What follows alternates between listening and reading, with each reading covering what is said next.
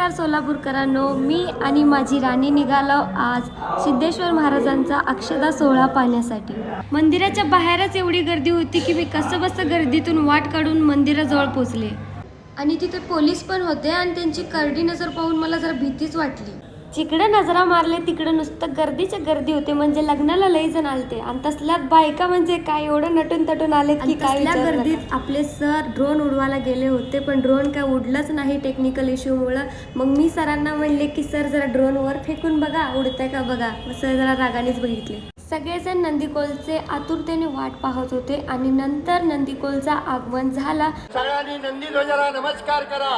नंदीध्वज किती वैभवानं, किती डौलानं, किती मनोहरपणानं येत आहे।